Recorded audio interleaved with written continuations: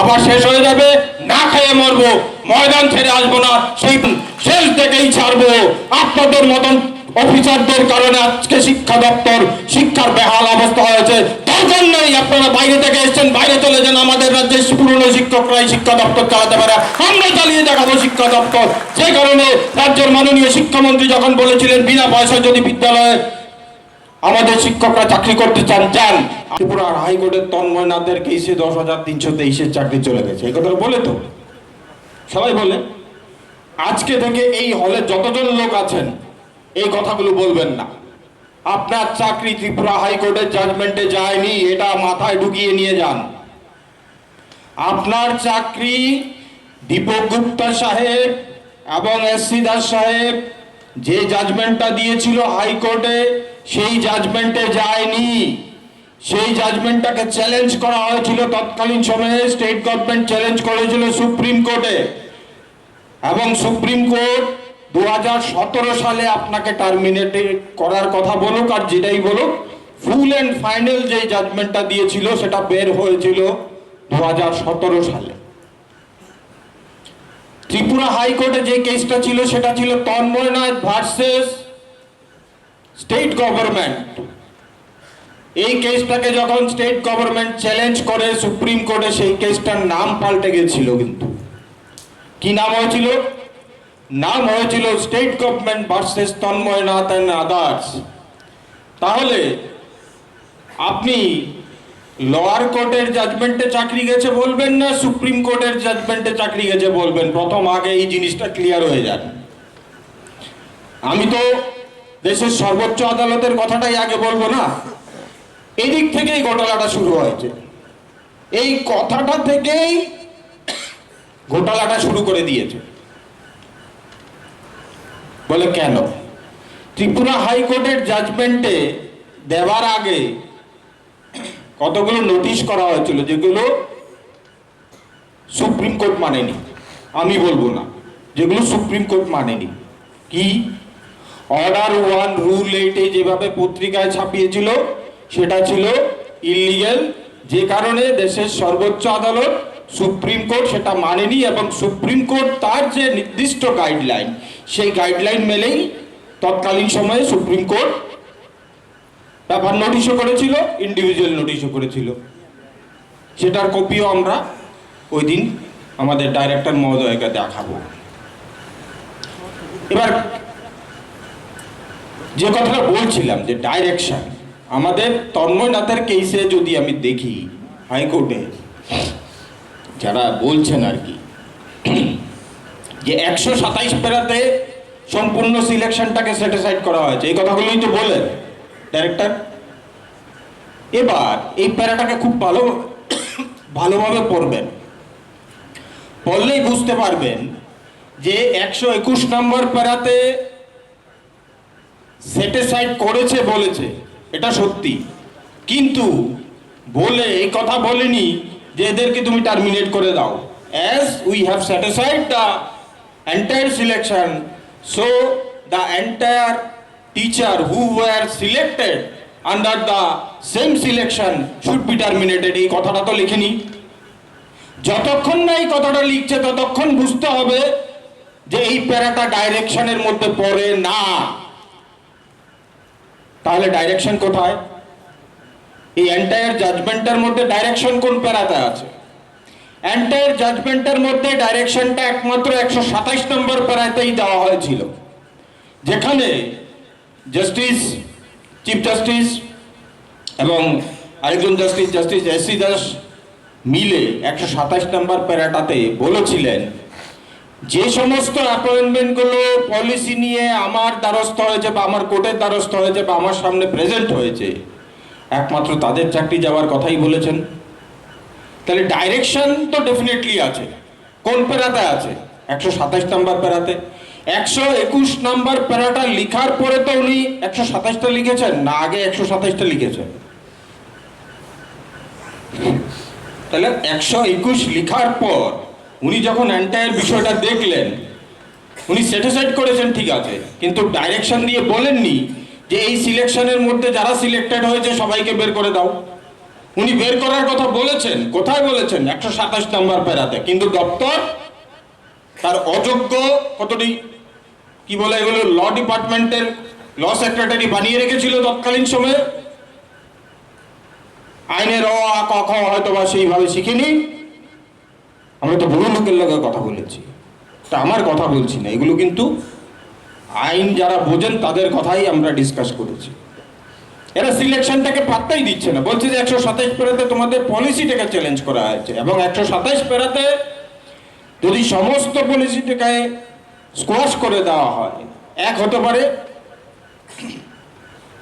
অনেক লোকের চাকরি যেতে পারে। সেটা জাস্টিস দীপক গুপ্তা বুঝতে পেরেছিলেন, যেখানে আরো ক্লিয়ারিফাই করে দিয়েছিলেন যে যে সমস্ত অ্যাপয়েন্টমেন্টগুলো কোর্টের সামনে পলিসি নিয়ে চ্যালেঞ্জ হয়েছে তাদেরই চাকরি যাবে।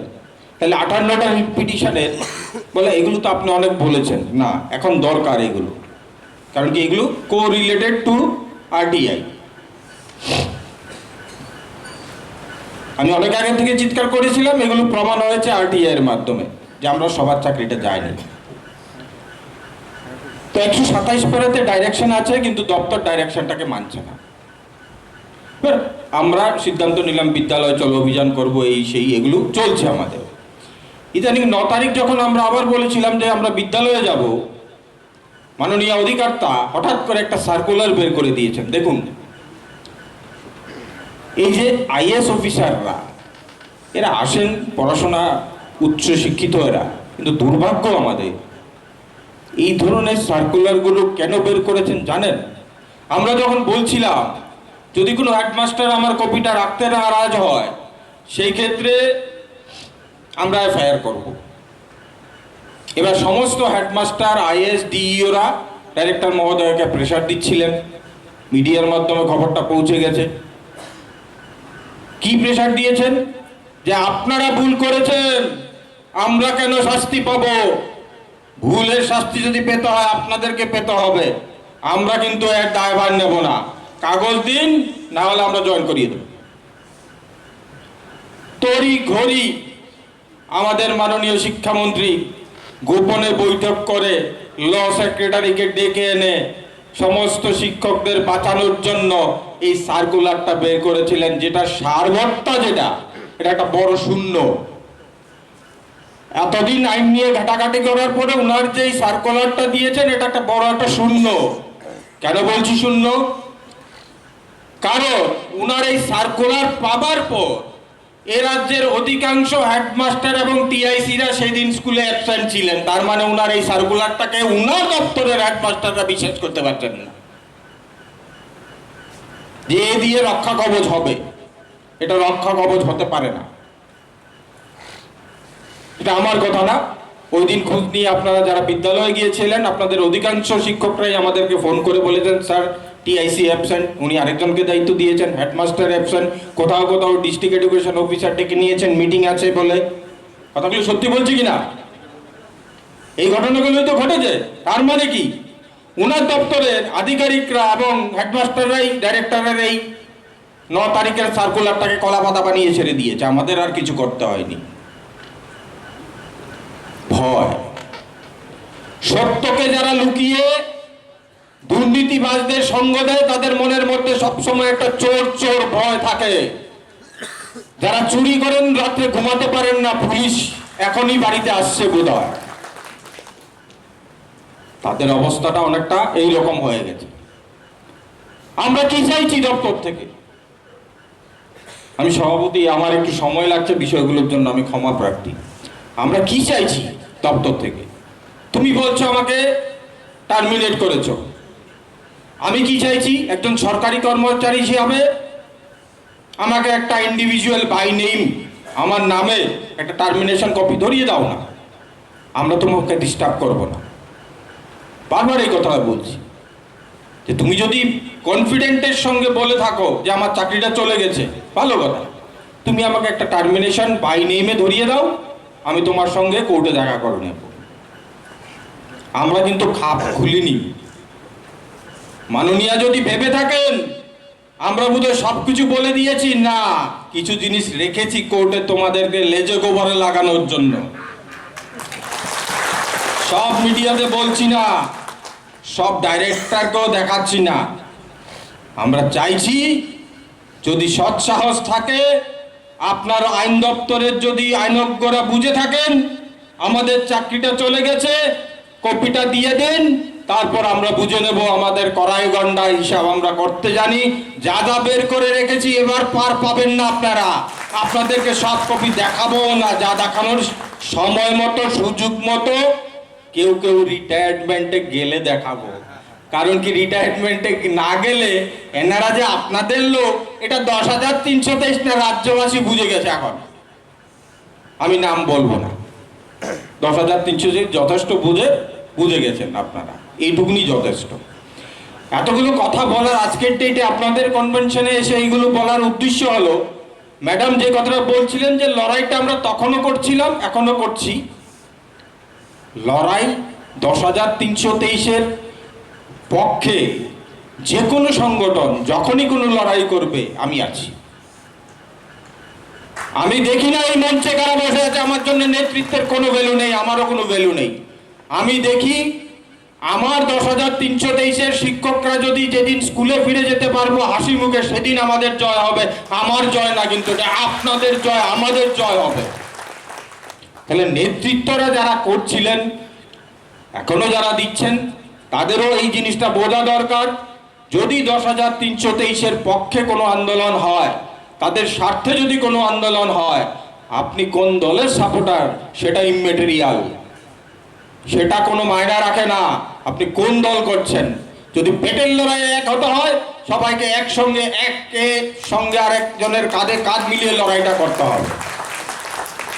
যে কারণে মিডিয়ার সামনে আমরা সেদিন বলেছিলাম যে মাননীয় ডাইরেক্টর মহোদয়া, আপনার যদি ল ডিপার্টমেন্টের সহযোগিতা লাগে নিয়ে নিন, আপনার যদি মুখ্যমন্ত্রীর দপ্তরের সহযোগিতা লাগে নিয়ে নিন, আপনার যদি শিক্ষামন্ত্রীর দপ্তরের সহযোগিতা লাগে, সমস্ত কিছু নিয়ে নিন। কারণ কেন বলছি এই কথাগুলো, পুরনো ইতিহাস শিক্ষা দপ্তরের 2 নম্বরই। কেন বলছি 2 নম্বরই? মনে আছে 51 দিনের গণধর্ণা মঞ্চে শিক্ষা দপ্তরের যিনি সেক্রেটারি মহোদয়া ছিলেন, বলেছিলেন 7 দিনের মধ্যে লিখিত উত্তর দেবেন।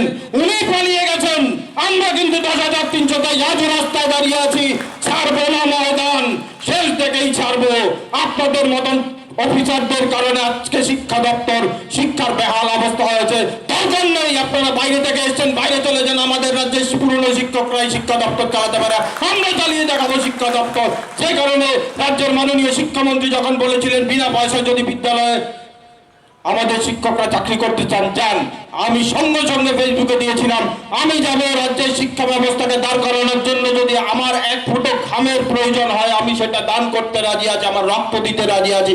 কারণ কি, এই রাজ্যের শিক্ষা দপ্তরের শিক্ষার বিদ্যালয়গুলোর মধ্যে আমার আপনার বাচ্চারা পড়ছে। এই লড়াইটা কিন্তু আমাদের সামাজিক লড়াইও বটে। শিক্ষার বেহাল অবস্থা থেকে এই রাজ্যকে পরিত্রাণ পেতে হলে আমাদেরকে বিদ্যালয়ে ফিরে যেতে হবে, সেটাই আমাদের প্রতিজ্ঞা, এবং আমরা করবো। তাই বন্ধুরা, সংগ্রাম ময়দান সবকিছু রেডি আছে, মানসিকতার দরকার। লড়াই ছেলে পারিয়ে আসবেন না, পুলিশ মারবে, মার খাবেন। কত মারবে আমরা দেখবো। আমরা মরতে চাই, বাড়িতে বসে মরবো না, পুলিশের গুলিতে মরবো প্রয়োজনে, কিন্তু ময়দান ছেড়ে আসবেন না। সেদিন আমিও থাকবো। আমরা কোনো ধরনের আমাদের তরফ থেকে উচ্চকি করবো না, কিন্তু আমরা আগেই বলে দিয়েছি, আমরা গণতান্ত্রিক পদ্ধতিতে আমরা ওনার কাছে লিখিত জবাব চাইবো। উনি দিতে পারলে আমরা চুপচাপ চলে আসবো, না দিতে পারলে কিন্তু আমরা বসে থাকবো যতক্ষণ না পর্যন্ত আমরা লিখিত জবাব পাচ্ছি। সেই মানসিকতা নিয়ে যাবেন। প্রয়োজনে শুকনো খাবার সঙ্গে রাখবেন।